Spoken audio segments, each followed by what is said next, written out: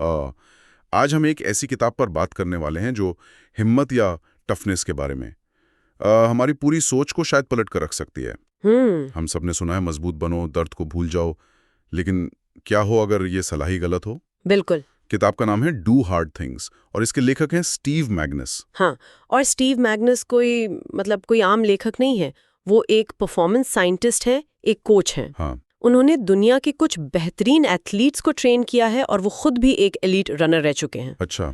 आपको पता है, हाई स्कूल में उन्होंने 1 मील की दौड़ सिर्फ 4 मिनट 1 सेकंड में पूरी की थी। 4 मिनट 1 सेकंड, ये तो कमाल है। जी, तो जब वो हिम्मत की बात करते हैं तो वो सिर्फ थियोरी नहीं है, वो अपने और दूसरों के गहरे अनुभव से बोल रही होती हैं। बिल्कुल। और ये किताब एक बहुत ही दिलचस्प सवाल से शुरू होती है। ये पूछती है कि जब हम कहते हैं हिम्मत से काम लो, तो इस हिम्मत का असली मतलब क्या है? क्या इसका मतलब है कि अपनी भावनाओं को बस दबा दो, सीना चौड़ा करके दिखावा करो, चाहे अंदर से हालत कितनी भी खराब क्यों ना हो? सही बात है। या फिर इसका कोई गहरा, ज्यादा वैज्ञानिक और शायद ज्यादा असरदार मतलब है? यही इस किताब का सार है।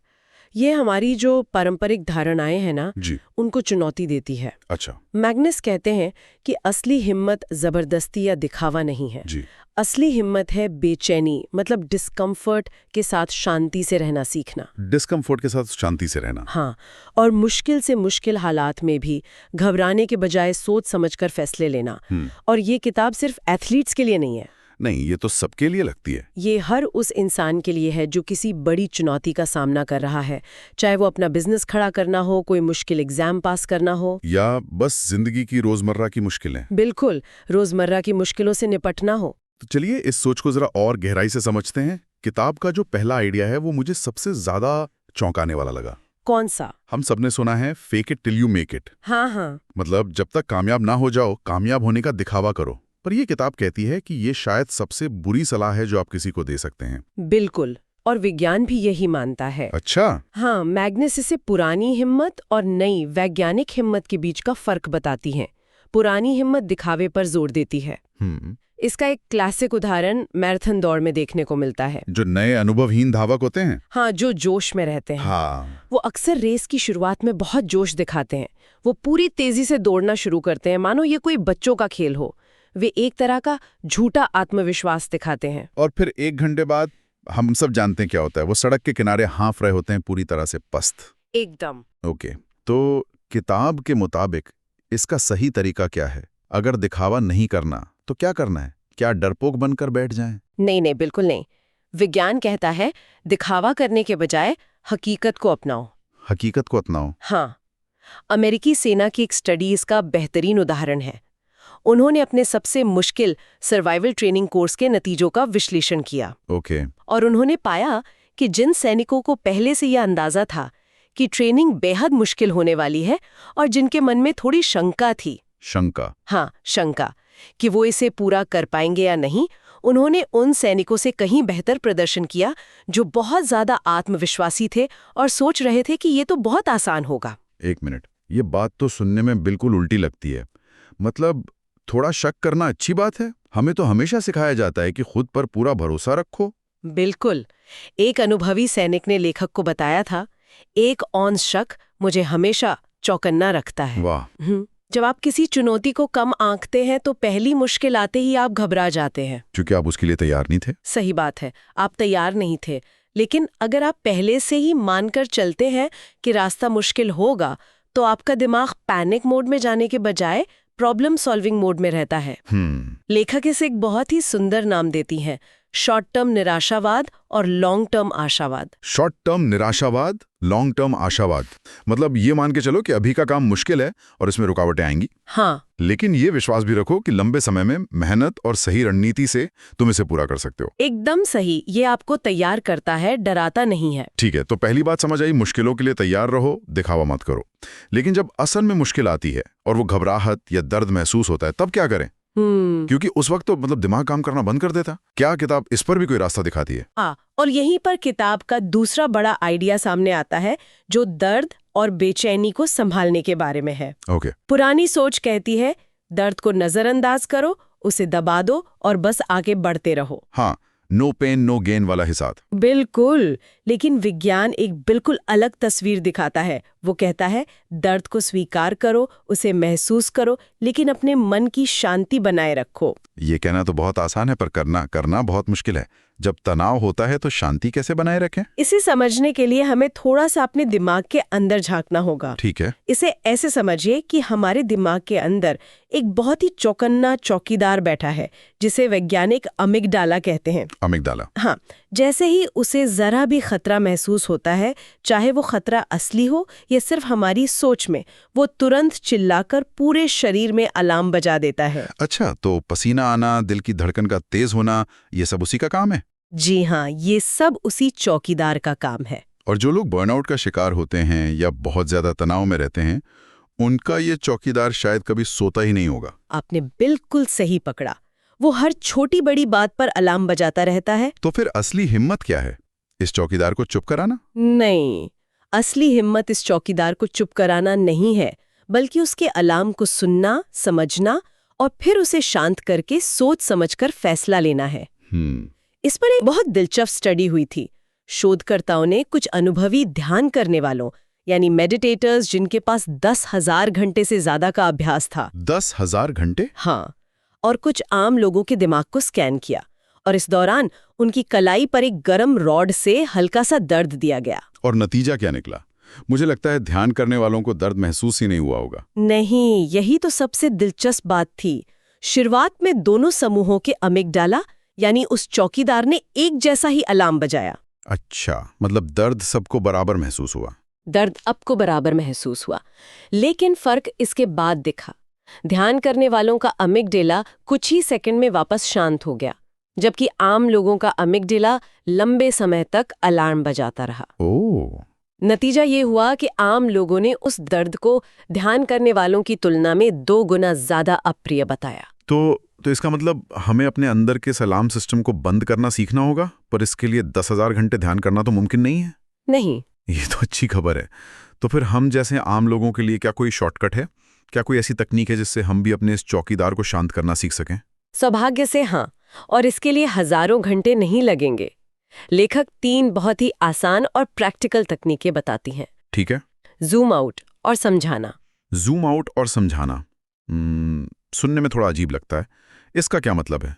जब भी आप निराश, गुस्से में या तनाव में हो, तो एक पल के लिए रुकें और खुद को एक बाहरी व्यक्ति की तरह देखने की कोशिश करें। मतलब खुद को बाहर से देखना? हाँ, स्थिति को तीसरे व्यक्ति के रूप में बयान करें। जैसे अगर आपका नाम राहुल है, तो आप मन में कह सकते हैं, अरे देखो राहुल कितना निराश हो रहा है क्योंकि उसका प्रोजेक्ट लेट हो गया। अच्छा। जब हम ऐसा करते हैं तो हम अपनी भावना से थोड़ी दूरी बना लेते हैं।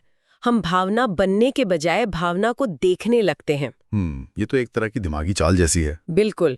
इससे दिमाग का सोचने समझने वाला हिस्सा, यानी प्रीफ्रंटल कॉर्टेक्स, सक्रिय हो जाता है और वो उस बेचैन चौकीदार अमिगडाला को शांत कर देता है। वाह, ठीक है, ये पहली तकनीक हुई। दूसरी क्या है? दूसरी तकनीक है पुनर्मूल्यांकन, रीअप्रेजल। पुनर्मूल्यांकन? हाँ, इसका मतलब है अपनी बेचैनी या तनाव के एहसास को एक नया, ज्यादा फायदेमंद मतलब देना। एक उदाहरण दे सकते हैं? जरूर। जैसे मान लीजिए आपको स्टेज पर जाकर बोलना है और आपके पेट में तितलियां उड़ रही हैं। हाँ, वो घबराहट होती है। ज्यादातर लोग इसे घबराहट या डर का संकेत मानेंगे, है ना? हाँ, बिल्कुल। लेकिन आप इसे पुनर्मूल्यांकन करके कह सकते हैं, ये डर नहीं है, ये मेरा शरीर मुझे अतिरिक्त ऊर्जा दे रहा है ताकि मैं अपना बेस्ट परफॉर्मेंस दे सकूं। वाह, मतलब उसी शारीरिक एहसास को खतरे के बजाय एक अवसर के रूप में देखना। एकदम। ये मानसिकता बदलने जैसा है। जैसे जिम में वजन उठाते समय जो जलन होती है, बिल्कुल, उसे कमजोरी नहीं बल्कि मांसपेशियों के बनने का संकेत मानना। बिल्कुल सही पकड़ा आपने। और तीसरी तकनीक सबसे सरल है, आश्वासन देना, रीअश्योर। आश्वासन देना खुद को? हाँ, ये बस खुद को याद दिलाना है कि ये भी गुजर जाएगा। कोई भी भावना हमेशा के लिए नहीं रहती, चाहे वो खुशी हो या गम। ये एहसास भी अस्थायी है। बिल्कुल। ये छोटी सी याद हमें उस पल में भावनाओं के बहाव में बहने से रोकती है और शांत रहने में मदद करती है। ये तीनों तकनीकें सुनने में तो बहुत अच्छी लगती हैं, पर क्या ये सच में उस वक्त काम करती हैं जब आप बहुत ज्यादा तनाव में हो? क्योंकि उस पल में इतना सोचना ही अपने आप में एक चुनौती होती है। ये एक बहुत अच्छा सवाल है। ये कोई जादू की छड़ी नहीं है। इन्हें एक स्किल की तरह सीखना पड़ता है। तो इसका अभ्यास कैसे करें? लेखक एक सरल अभ्यास का सुझाव देती हैं। रोज बस 10 मिनट के लिए बिना कुछ किए बैठें। कोई फोन नहीं, कोई किताब नहीं, कुछ नहीं। सिर्फ बैठें? हाँ, जब आपका मन बोरियत से बेचैन होने लगे और फोन उठाने के लिए तड़पे, तो उस बेचैनी पर इन तकनीकों का इस्तेमाल करें। अच्छा, तो ये एक तरह की ट्रेनिंग है? जी, जूम आउट करें, देखो मेरा मन कैसे बेचैन हो रहा है, पुनर्मूल्यांकन करें। यह बोरियत मेरे दिमागी धैर्य को बढ़ाने की ट्रेनिंग है, और खुद को आश्वासन दें, यह एहसास भी चला जाएगा। इससे इमोशनल रेगुलेशन की मांसपेशियां मजबूत होंगी। बिल्कुल। ठीक है, तो हमने मुश्किल को स्वीकार करना सीख लिया और बेचैनी को संभालने के कुछ तरीके भी जान लिए। लेकिन जो चीज मुझे अभी भी परेशान कर रही है वो ये है कि आखिर कोई इंसान बार बार मुश्किलों का सामना क्यों करेगा?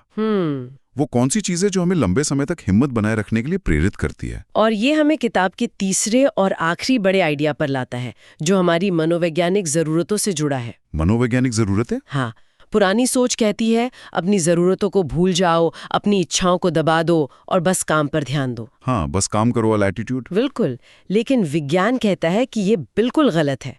विज्ञान के अनुसार अपनी मनोवैज्ञानिक जरूरतों को पूरा करो और तुम पहले से कहीं ज्यादा मेहनत और लगन से काम करोगे। अच्छा, ये जरूरतें सजा नहीं, बल्कि हमारी सबसे बड़ी ताकत का स्रोत है। तो ये कौन सी जरूरतें? मुख्य रूप से 3 है। पहली है स्वायत्ता, ऑटोनॉमी। स्वायत्ता? ये महसूस करने की जरूरत कि आपके पास विकल्प हैं और आपका अपने कामों पर कुछ नियंत्रण है।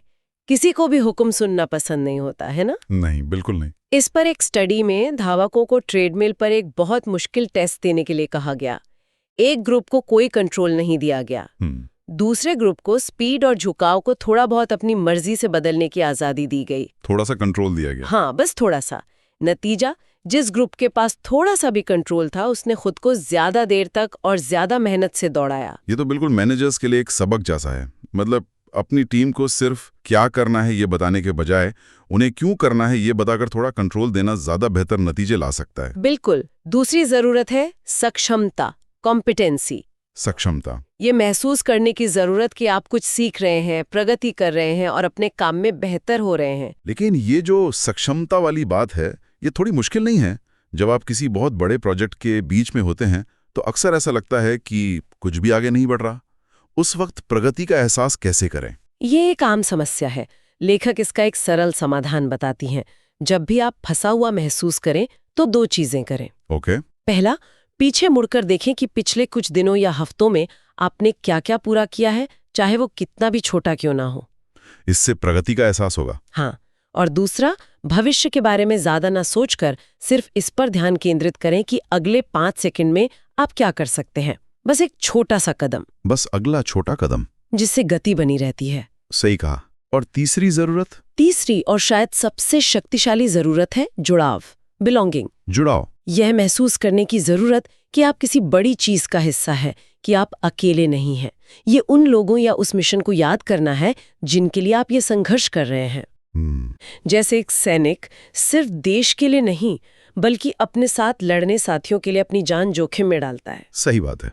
या एक उद्यमी अपने ग्राहकों का जीवन बेहतर बनाने के जुनून में दिन रात एक कर देता है। जब आपका संघर्ष आपसे बड़ा हो जाता है तो हिम्मत अपने आप कई गुना बढ़ जाती है। तो संक्षिप्त में अगर हम अपनी स्वायत्ता, सक्षमता और जुड़ाव की जरूरतों को पूरा करते हैं तो हमें काम करने के लिए बाहरी दबाव या डर की जरूरत नहीं पड़ती। प्रेरणा अंदर से आती है। एकदम। जब ये तीनों जरूरतें पूरी होती हैं तो हम मुश्किल काम को एक बोझ की तरह नहीं बल्कि एक सार्थक चुनौती की तरह देखते हैं, और तब हमारी हिम्मत की कोई सीमा नहीं रहती। ठीक है, तो अगर इन सभी विचारों को समेटकर देखा जाए तो ऐसा लगता है कि ये किताब हिम्मत को क्रूर बल से हटाकर एक बुद्धिमान कौशल के रूप में पेश करती है। बहुत अच्छी तरह से कहा आपने, एक बुद्धिमान कौशल। अगर श्रोताओं को इस बातचीत से कुछ मुख्य बातें याद रखनी हो तो वो क्या होंगी? मेरे हिसाब से 4 मुख्य बातें हैं। पहली और सबसे जरूरी, असली हिम्मत दिखावा करने या सीना फुलाने में नहीं, बल्कि बेचैनी और अनिश्चितता को समझदारी से संभालने में है। दूसरी बात जो मुझे बहुत अच्छी लगी, हकीकत को स्वीकार करना, यानी यह मानना कि काम मुश्किल होगा। ये डरपोक होना नहीं है, बल्कि होशियार होना है। हाँ, होशियार होना है। ये आपको आने वाली मुश्किलों के लिए मानसिक रूप से तैयार करता है। आपकी भावनाएं जैसे डर या घबराहट आपकी दुश्मन नहीं है, वो सिग्नल है। वो सिग्नल हैं, डेटा है, उन्हें सुनना सीखें। वो आपको बता रही हैं कि किस चीज पर ध्यान देने की जरूरत है। और आखिरी चौथी बात, आपकी मनोवैज्ञानिक जरूरतें यानी स्वायत्तता, सक्षमता और जुड़ाव आपकी कमजोरी नहीं बल्कि आपकी सबसे बड़ी ताकत है। हाँ, उन्हें नजरअंदाज करने के बजाय उन्हें पूरा करने के तरीके खोजें। बिल्कुल। बताइए। अगली बार जब आप किसी मुश्किल काम को टालें या उससे बचें, तो खुद से एक सवाल पूछें, क्या आप सच में उस काम को करने में असमर्थ हैं, या आप सिर्फ उससे जुड़ी बेचैनी और डिस्कम्फर्ट की भावना से बच रहे हैं? ये एक बहुत गहरा सवाल है। और क्या होगा अगर वही बेचैनी जिससे आप भाग रहे हैं असल में आपकी तरक्की का रास्ता हो? वाह। इसी तरह की और भी शक्तिशाली किताबों के सारांश के लिए हमारे चैनल को सब्सक्राइब करें।